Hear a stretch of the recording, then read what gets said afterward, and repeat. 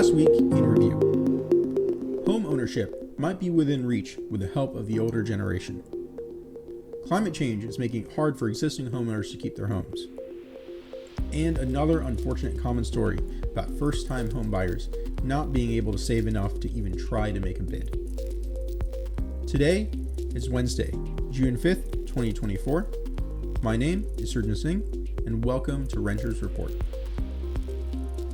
Our first story today. Housing for first-time buyers remains very expensive, both due to increased prices and high interest rates.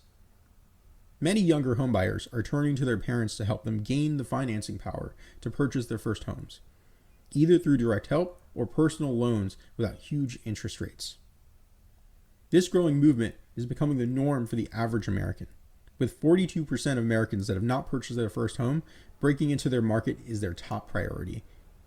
Even with this aid, many are only able to purchase the most modest of homes.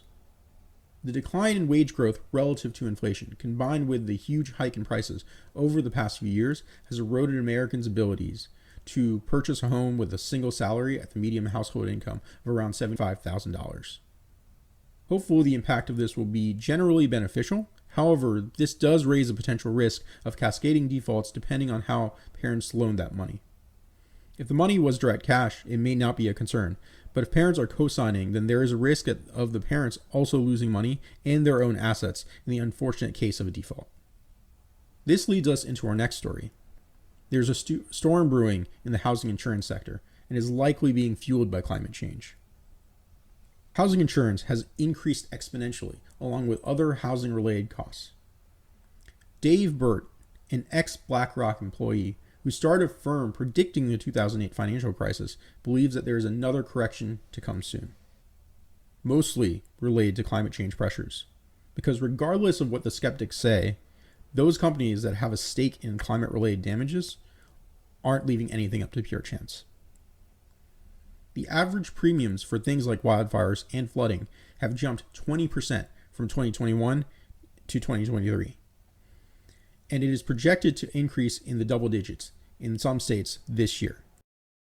These prices are additional costs in conjunction with mortgages, which could make keeping a house much more expensive, increasing the possibility of people defaulting and or leaving behind their purchased homes to move elsewhere. Tawny Moss, founder of AmeriCatalyst, a mortgage and real estate advisory firm, stated that her own insurance costs have increased 48% this year alone. In 2011, when she purchased her home in Austin, Texas, her yearly cost of insurance was $1,200. This year, they're likely to be $8,600. She plans to move elsewhere because she can afford to do so, but others may not have the same luxury. Stephanie Watkins Cruz, Director of Housing Policy of the North Carolina Housing Coalition, has seen the insurance companies propose a premium increase of 42% on average across the state. One county even going up to 99.4%, although there has been some pushback from the state insurance commissioner. It is possible that those with good equity in their current homes can use the increased home prices to cash out and relocate. However, those with more recent purchases at high interest rates would be severely impacted by a drop in home prices in these regions of greatly inflated insurance premiums. An additional concern will be the regions of the country people may move to and increased competitive housing environments those areas will then experience as a result. Next, an interesting summary on the issues with the construction of new housing. Charles Marone keys in on the cost of new housing developments to combat the housing crisis in his article. He focuses in on his hometown of Brainerd, Minnesota. A recent permit was approved for a 78-unit apartment complex with a large amount of subsidies by the local government. However, the amount of subsidies per unit was around $154,000.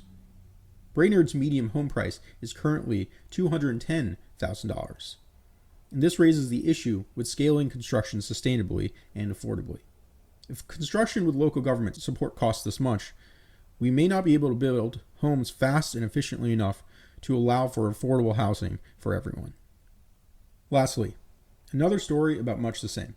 It seems impossible for anyone to purchase their first home, no matter the strategy that they seem to employ. Nathan Wilkin moved in with his mom and sister in 2019 to save up enough to afford his first home. Despite being the most successful that he's ever been in his entire life, he is still just breaking even every month due to the cost of living increases, making it impossible for him to save up anything, let alone a down payment.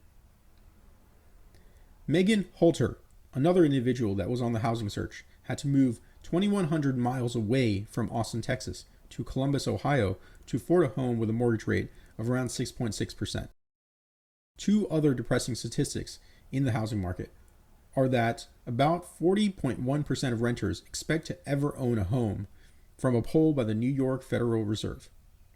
And 70% of Americans believe the market is likely to get much worse, according to a recent Harris poll.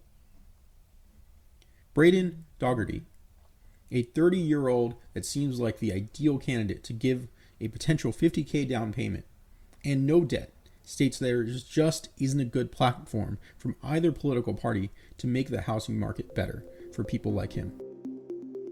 Thank you for stopping by to listen to this weekly summary report. The links to the articles of each story will be in the description. If you found it interesting, please like and share this video, and please subscribe for more. If you want to continue the conversation or share your perspective, please do so respectfully in the comment section. This has been Surgeon Singh, and I hope to see you again. Thank you.